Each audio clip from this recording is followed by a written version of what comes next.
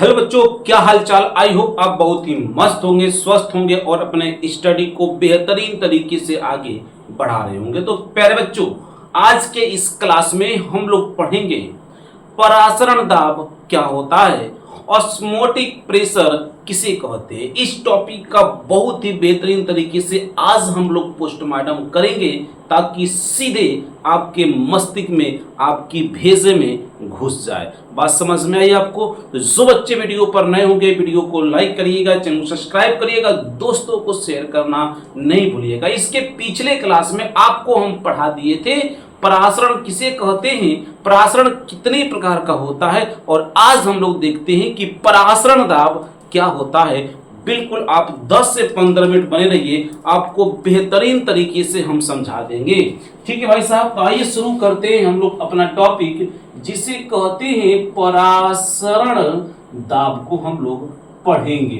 परासरण दाब किसे कहते हैं, अर्थात ऑस्मोटिक प्रेशर क्या होता है।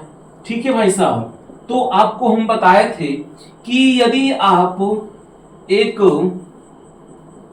विलयन लेते हैं और उसमें एक विलायक लेते हैं और दोनों को अलग कर देते हो आप किससे, अर्धपारगम्य झिल्ली से।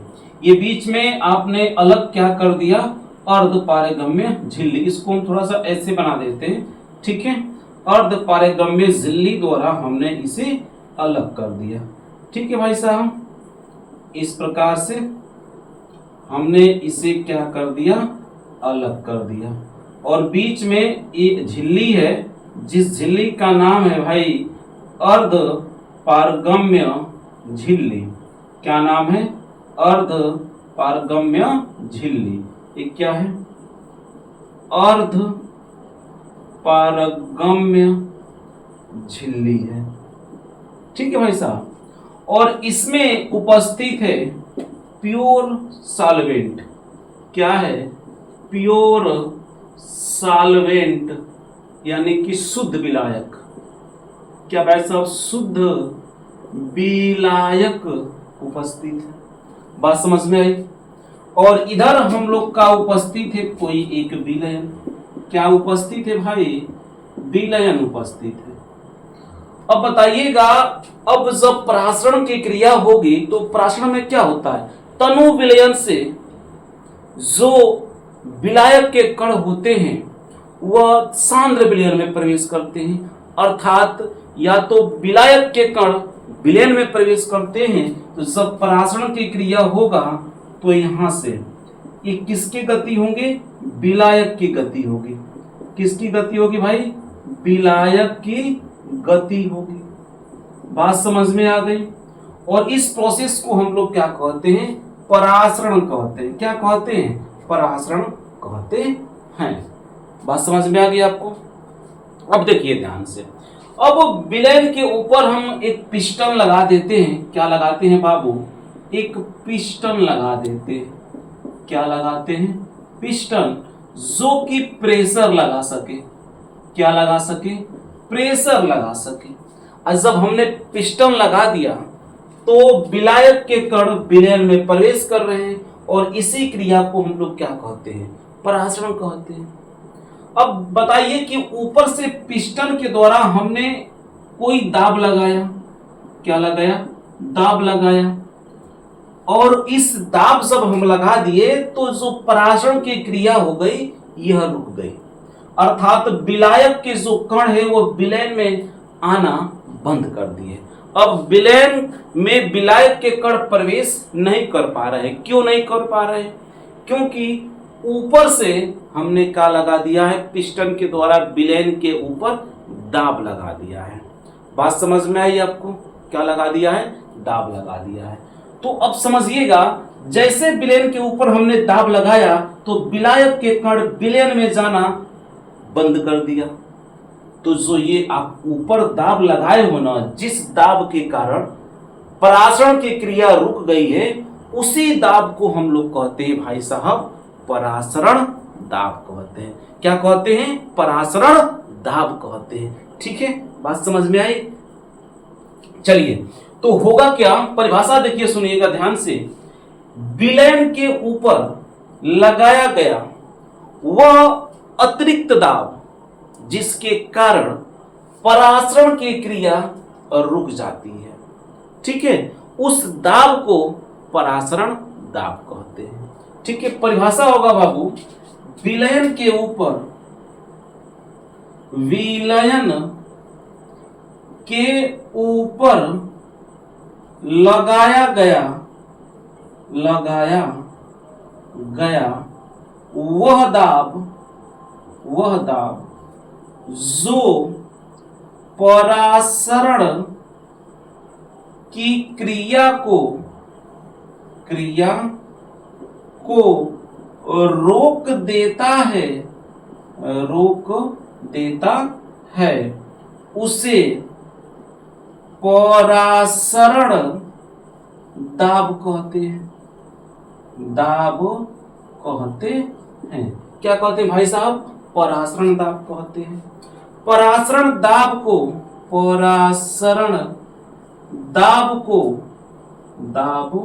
को पाई से दर्शाया जाता है। किससे भाई साहब? पाई से दर्शाया जाता है। तो ये क्या है? पाई है। तो परासरण दाब को आप किससे दर्शाओगे?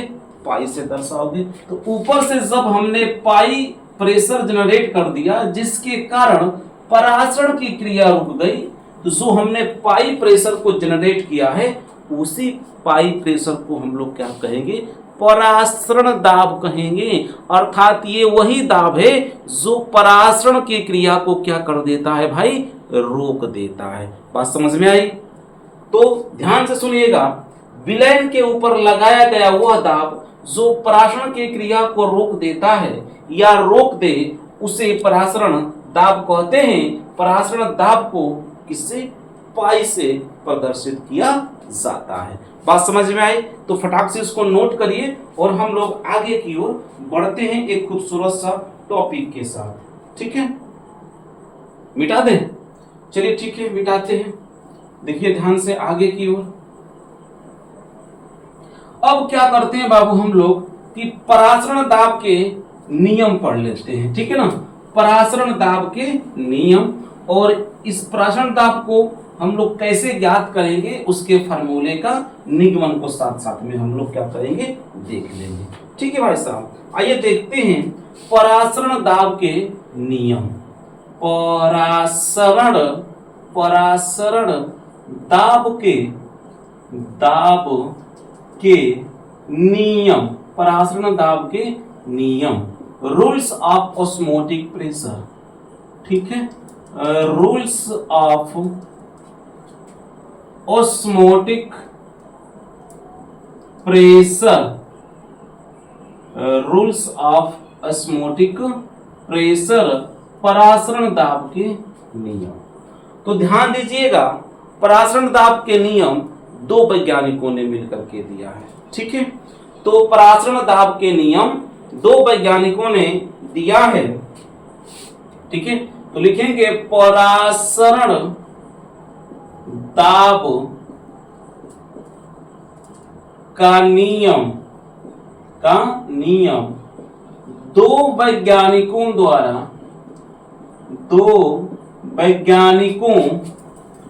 द्वारा दिया गया है। इसमें कौन कौन से वैज्ञानिक है भाई साहब? तो पहला है वायल वाटहाफ। ठीक ना, तो इसमें वायल वाटहाफ, तो पहला इसमें वैज्ञानिक आएंगे बाबू, कौन से आएंगे? वायल वाटहाफ आएंगे। तो वायल वाटहाफ ने कहा था, तो वायल वाटहाफ के अनुसार, वायल वाटहाफ के अनुसार स्थिर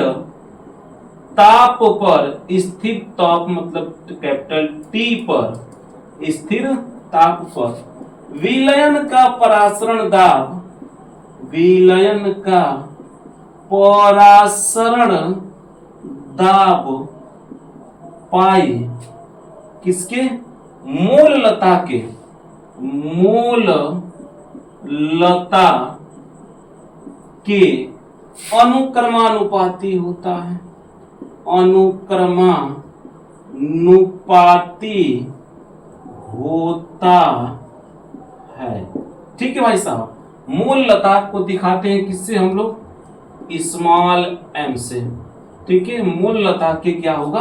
अनुक्रमानुपाती होगा, अर्थात पाई प्रोपोर्शनल टू स्मॉल m।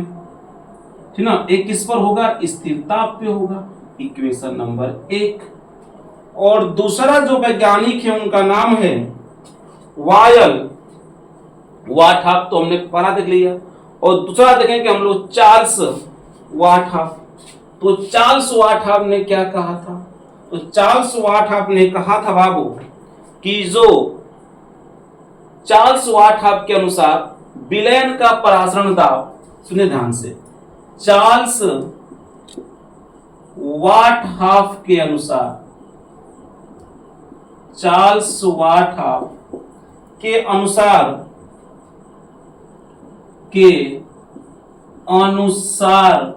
विलयन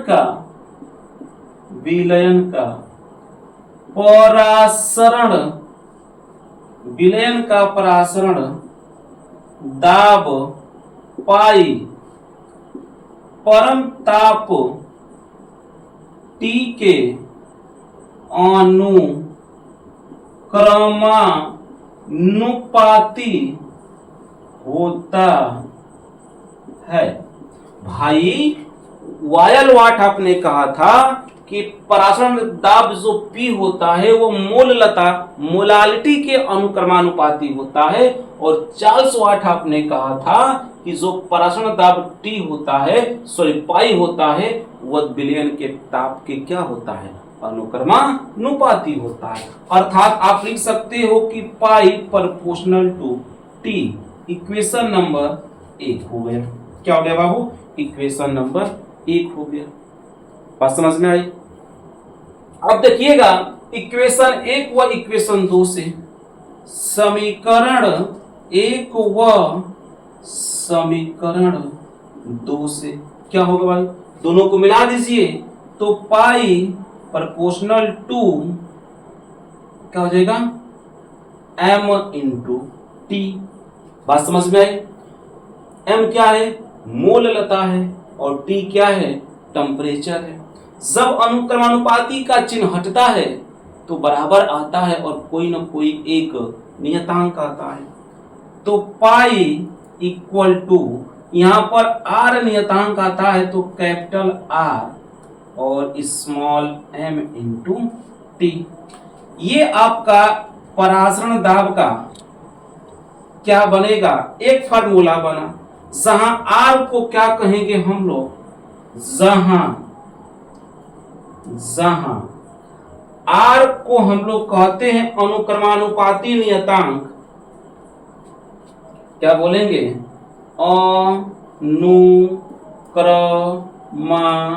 अनुक्रमानुपाती नियतांक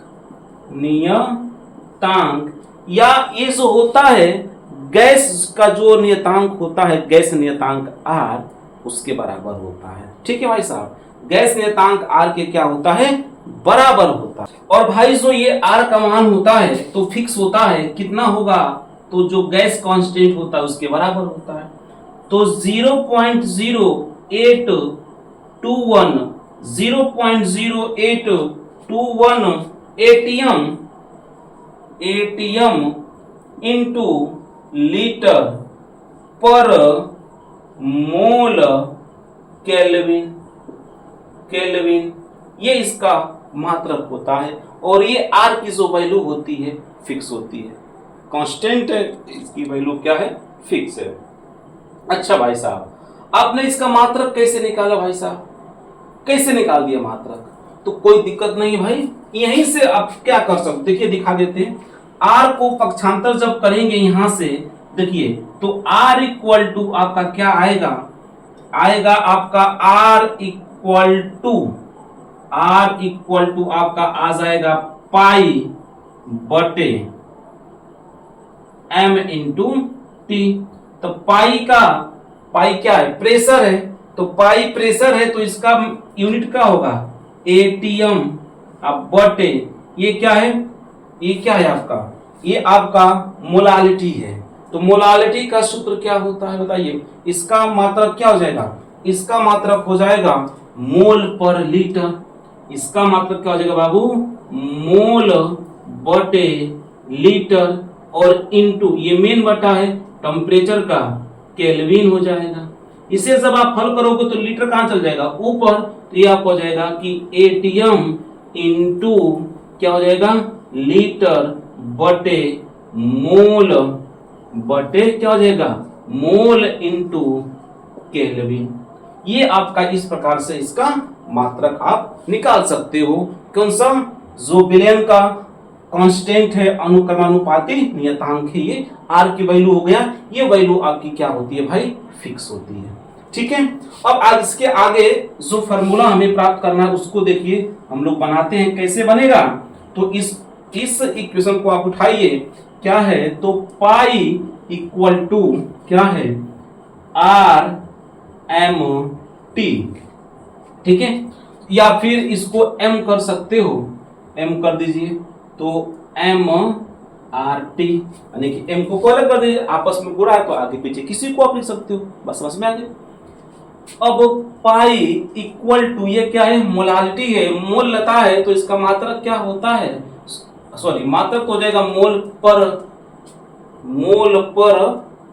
लीटर। ठीक है, मोल पर लीटर। अब इसका सूत्र होता है एन बाई भी, और ये किसमें होना चाहिए, ये होना चाहिए लीटर में। ठीक है, और इनटू आर हो जाएगा, इनटू टी हो जाएगा। अर्थात सब भी को इधर भेज दोगे तो पाई, या तो ये वाला भी आपका एक क्या बन गया, फार्मूला बन गया। तो pi into V equal to N R T, ये भी आपका एक फार्मूला बन जाएगा। ठीक है, यदि आप n का मान रखते हो तो n बराबर क्या होता है, मोलों की संख्या, तो W बाई एम होता है। तो इससे आप लिख सकते हो कि pi into V equal to W by M R T. यहां से भी आप एक फार्मूला बना दोगे, और जब ये विलय का भार दिया हो, विलय का मोलर मास दिया हो, तो इस फार्मूले का उपयोग कर सकते हो। पाई भी को इधर भी भेज सकते हो, तो पाई बराबर बन जाएगा विलय के भार और मोलर मास में संबंध बन जाएगा कि W आर टी बटे एम इंटू भी। आपको देखिए क्वेश्चन के अनुसार जिस सूत्र का जरूरत होगी उसका आप उपयोग कर सकते हो। P क्या है, परासरण दाब है, W क्या है, विलय का भार है, R क्या है, गैस कांस्टेंट है, अर्थात अनुक्रमानुपाती नियतांक है विलयन का यहाँ पर, T क्या है, टेम्परेचर है, V क्या है, विलायक का आयतन है। ठीक है, और M क्या है, विलय का मोलर मास है, अणु भार है। तो यहाँ पर आपको बेहतरीन तरीके से समझ में आया होगा। परासरण दाब किसे कहते हैं, परासरण दाब बनता कैसे है, किस पर लगता है, और किस प्रकार से दो वैज्ञानिकों ने चार्ल्स वाटहाफ और वायल वाटहाफ ने इसका नियम दिया था। बात समझ में आई कि नहीं आई बताइए। तो बाबू फटाक से इसको आप नोट करिए, और हम आपके आगे एक बेहतरीन सा क्वेश्चन, प्यारा सा और एक टॉपिक आपको समझाते हैं, जो इंपॉर्टेंट बिंदु है कि एटीएम को हम किसमें दे सकता है, किसमें हम लोग नाप सकते हैं। बात समझ में आई, तो फटाक से इसको आप नोट करिए। ठीक है ना बाबू, नोट करिए, मिटा दे। चलिए स्क्रीनशॉट ले लीजिएगा और फिर आप इसको नोट कर लीजिएगा, खुद का नोट्स बनाएं, बेहतरीन तरीके से पढ़ें, रिवीजन कर सकें। ठीक ना, और वीडियो पर नए होंगे तो वीडियो को लाइक करिएगा, चैनल सब्सक्राइब करिएगा, दोस्तों को भी शेयर कर दीजिएगा। आपके एक लाइक एक कमेंट से हमें भी मेहनत करने के लिए मोटिवेशन मिलता है भाई साहब। समझ में आ गया। चलिए देखिए एटीएम को हम किसमें ज्ञात कर सकते हैं। देखिए ध्यान से, जो एक एटीएम होता है ये बराबर होता है 1.01 इंटू 10⁵ पास्कल के। ठीक है, एक एटीएम से होता है ये बराबर होता है 1.01 इंटू 10 के पावर 5 पास्कल के। या फिर जो एक एटीएम होता है भाई साहब, ये बराबर होता है 1.01 इंटू 10 के पावर 5 न्यूटन बटे मीटर स्क्वायर के, इसके भी बराबर होता है। या फिर बाबू जो एक एटीएम होता है ये बराबर होता है 1.01 बार के, 1.01 बार के। ये सभी जो है बाबू दाब के ही मात्रक हैं, प्रेशर के ही मात्रक हैं, ठीक है। तो ये एक एटीएम को यदि पास्कल में पूछे तो इतना कहेंगे, एक एटीएम को न्यूटन बटे मीटर स्क्वायर में पूछे तो इतना कहेंगे, और एक एटीएम को बार में पूछे तो इतना कहेंगे।